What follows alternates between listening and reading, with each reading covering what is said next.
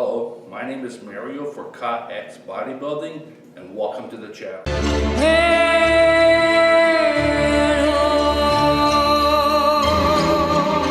Hey guys, so before we get started, just want to ask you if you enjoy this content to please subscribe, comment, like, tell a friend, to be appreciated.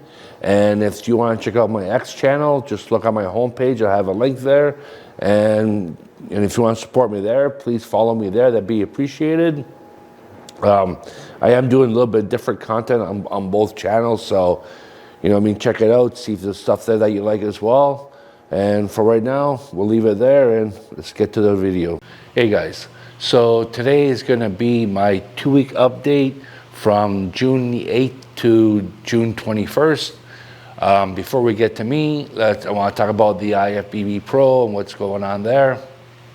You guys all know this weekend they're having the Dubai Pro, so I'm not really going to give you my picks on that. It doesn't really, for some reason it doesn't really interest me. But what does stand out there for me is that there's a couple guys there that if they win, we won't see them at the Olympia because of whatever reasons. I'm not going to get into it, but I'm sure you guys understand.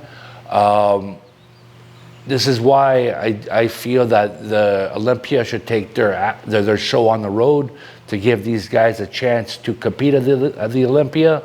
I talk more in depth about that on my X channel in the latest video that I made. So if you guys want to go check that out, I'd appreciate it.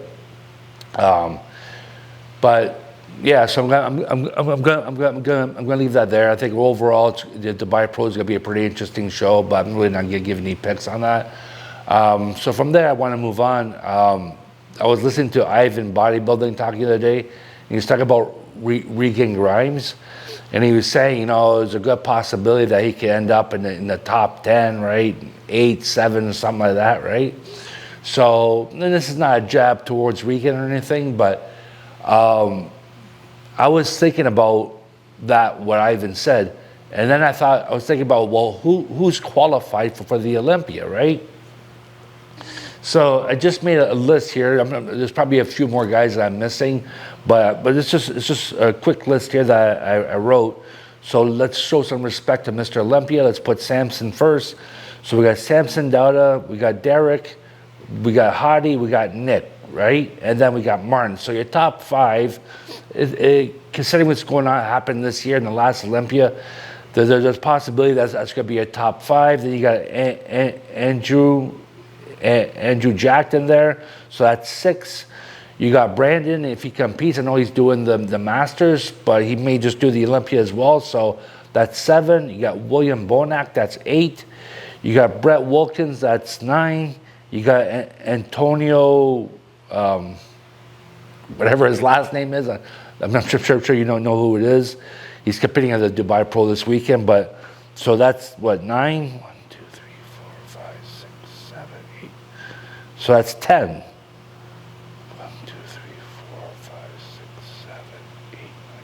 So that's 10 with Antonio, right? And then you got Sauce for 11. Then you got the Russian guy's name, the Russian guy that won the Arnold Classic in, I think it was, Brazil, something like that. I'm sure you guys know his name. His name's not coming to me. So that's 12 right there. So those are 12 big names, right? So now let's put Regan in there. So now you got 13 big names that we're dealing with, right? So in order for Regan to crack the top 10, right? So in my opinion, I can see him beating Sauce, right? But now you got, so that we got 13. So if he beats Sauce, that puts him in 12th spot. Okay. So now he's got to beat 11, another guy to at least get into the top 10, right? So he's got to beat either the Russian guy, Antonio Burton, that's his name, Brett Wilkin, William Bonac, Brandon Curry, Andrew Jack, Martin Fitzwater, Nick Walker, Hadi Chupin, if Hadi's allowed to show up, right? Derek Lunsford and Samson Dauda. He's got to beat one of those guys there. And again, this is not a jab towards Regan, but those are all big names, right? So to me, the way I see it, it makes things quite interesting, like this Olympia coming up. And now I haven't been following the Olympia for a very long time, just a few years now. So I don't know how it was in the past when like Phil Heath was winning and all that, how deep the lineup was. But I'm just thinking that this may possibly be like one of the deepest lineups we've seen. And we're not even talking about Michael Krizzle or Hunter Labrada, right? If you add those two guys' names in there, which can easily be done, that puts you at 15. And even if you want to bring in Big Ramy, if he decides to show up, that puts you at 16 guys, which is like really deep. So for me, I'm thinking to myself, well, you got a guy like Regan Grimes.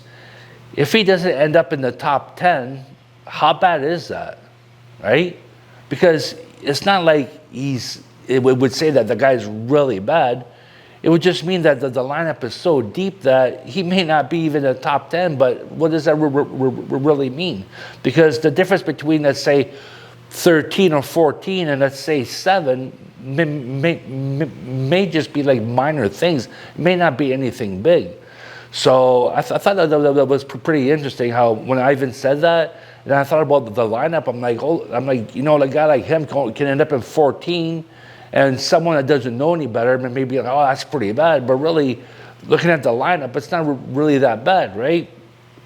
And then you can say that about anybody. I mean, Brett Wilkin can end up in 14. Sauce can end up in 14th or 13th. The Russian guy, you know what I mean? It's like William Bonac, right? I don't see Brandon Curry going that far down. But a lot of these other guys here can happen to them. And is it really that bad? I mean, looking at who you're going against, is it really that bad? So I think that's what makes it so interesting, right? So anyways, I'm gonna leave that there. So I want to talk about my workouts now and what I'm doing for my health, and for like I'm doing a cut right now as well. So basically today I'm weighing in at 233 pounds. I thought this week I was going to end up around 232, but I still might get it tomorrow. Tomorrow's Sunday. But even if I don't, it's okay. I'm pretty sure next week I'll get it because I'll be cutting more calories out come next week. So I should get 232 next week, and then we'll see what happens after that. But so the cut's doing good. I'm happy with that. Everything's going good. For my health, I'm still doing my massages. If you guys have been watching me for a while, you know how I feel about the health, your health coming first, and about removing your limitations like scar tissue, knots, bad flexibility, whatever it may be, right? So yes, that's going good there. I started doing this week is I was watching this one video. It's called Knees Over Toes. That's a YouTube channel. So I would strongly you guys check it out. I think I have a link to them on my homepage, but if I don't, go check. They're called Knees Over Toes. These guys are, well, the one guy that runs, he's pretty awesome. He's pretty smart at what he's doing. So I've learned a lot off them. So, but one thing they were doing, the one video was quite a while. They shot this video, is where him and this other guy were talking about how your big toe should be flexible, right? So, and I'll be making a video on this in the future, showing you what I'm doing. But for now, you guys go check their channel, his channel. But yeah, so you talk about having the big toe being flexible, then working on your calves, and then moving upwards from there. But so what I've been doing their big toe stretch. I was doing their version of their calf stretch, which is really a lot more than what I was doing before. So, but what's pretty cool is that it's taking it, like I said, to a whole new level. But I'm liking it because it shows that you can do this without getting hurt. So I'm starting to do that. I've been doing it this week. It's going pretty good. But the one thing is that, like today, I did legs. For all my I call them like my flexibility movements, like joint movements and all that. Like let's say like for my inner thighs or my sweeps, or certain quads or hamstring exercises. For those ones there, I did like some awesome PRs, right? So, but when I went to the exercises that like for like really heavy, like exercises where you really got you use your like your big your real strength in your muscles, and let's say like deadlifts or leg press or squats, stuff like that. I had to really pull back. Like I went to go do my deadlifts. Like a few weeks ago, I did 190 pounds for 5 reps, right? This time I went to do like 130, and I couldn't even do like a quarter. You know what I mean? So, and for my squats, I couldn't do that much. I could really feel it. My legs were tired. My walking lunges, I felt it as well. I didn't use any weights. I just did like my body weight. But that's okay. So it's showing that these stretches are working, and the body is working on getting used to my new flexibility, and the strength will come, right? So just want to like offer you this so that you're aware of this. If you're taking your body to a next level, in order to do that, like let's say you're tapped out on your chest press or your leg press or whatever it is.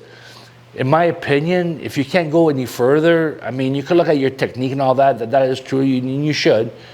But I would also look at your flexibility, your range of motion, right? Are you getting good mind muscle connection? Are you getting good mobility, right? And if your mobility is your issue, right? If your flexibility is your issue, because if you're all tight, you're not going to get your full potential. You're not going to get your full strength. You have to be flexible. You have to be loose, right? So if that's your issue and you start working on that, you're going to have to. There's a good chance you're going to have to scale back on some of your big strength exercises, right? So just be aware of that, and most important, be patient, right? You can't just always like, oh, I have to make it. No, you can't do that. It goes through my head as well, and I stop it.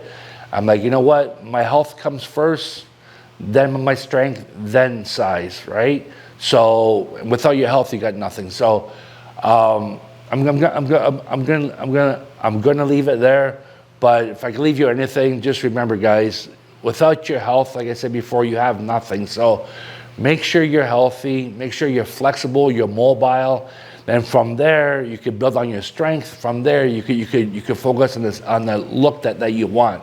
But if you got no flexibility, no mobility, no health, what are you? Like, that's not much of a life if you ask me. So anyways, I'll leave it there. Have a good day, and we'll see you next time. Bye.